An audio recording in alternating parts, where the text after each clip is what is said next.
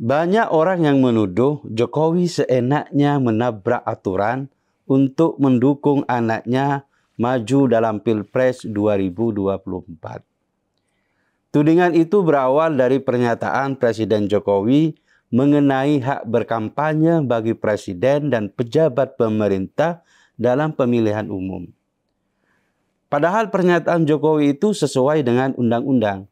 Presiden, wapres, dan menteri boleh berkampanye dan memihak. Karena jabatan yang mereka pegang itu jabatan publik dan sekaligus jabatan politik. Beda halnya dengan PNS yang hanya jabatan publik. Mereka memang tidak boleh berkampanye. Bahkan mereka juga tidak boleh menunjukkan sikap yang menguntungkan atau merugikan calon tertentu. Presiden, wapres, dan menteri boleh kampanye, tapi ada syaratnya. Setidaknya ada 2 syarat yang harus dipenuhi. Pertama, cuti di luar tanggungan negara. Artinya, yang bersangkutan melakukan cuti karena alasan pribadi dan mendesak setelah memenuhi persyaratan tertentu, seperti mendampingi tugas pasangan ke luar negeri. Bahkan bagi PNS, cuti semacam ini bisa diberikan selama 3 tahun. Syarat kedua adalah tidak menggunakan fasilitas yang melekat pada jabatannya sebagai presiden. Misalnya akomodasi, gedung, dan sarana kantor. Pemegang jabatan politik yang ingin berkampanye harus menggunakan fasilitas pribadi. Ini bertujuan untuk menghindarkan penyalahgunaan wewenang. Kampanye atau pemihakan yang dilakukan itu adalah hak politik sesuai dengan Undang-Undang Nomor 7 Tahun 2017 tentang Pemilu.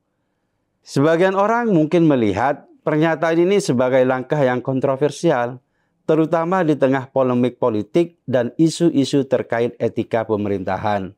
Padahal faktanya tidak ada peraturan yang dilanggar.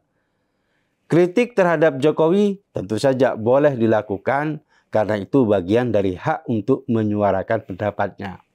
Namun itu harus dilakukan dengan benar, bukan asal bunyi. Yang tidak boleh itu nyinyir dan melakukan framing negatif demi kepentingan politik.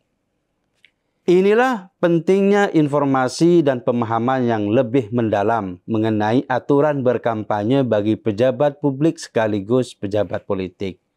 Karena jika aturan ini dipahami dengan baik, masyarakat tentu tidak mudah untuk diprovokasi. Sayangnya informasi semacam ini tidak disebarkan secara masif sejak 2017. Maka ketika masuk tahun politik seperti sekarang, ketika presiden menyatakan boleh kampanye, ujaran kebencian dan fitnah terhadap Jokowi menyebar luas di masyarakat. Jika memang masyarakat ingin memastikan aturan tidak dilanggar, yang penting adalah ikut memastikan 2 syarat tadi, yaitu cuti di luar tanggungan negara dan tidak menggunakan fasilitas negara dipenuhi.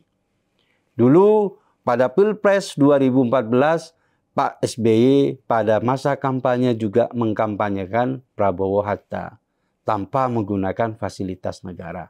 Sah-sah saja. Yang penting kita awasi bareng-bareng. Bagaimanapun pejabat publik sekaligus pejabat politik juga punya hak politik. Kalau hak ini dihalangi, itu sama-sama saja melawan undang-undang.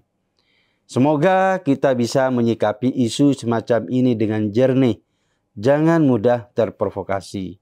Di tahun politik ini, marak tersebar framing dan tuduhan yang bukan-bukan seperti tudingan yang menimpa Jokowi itu.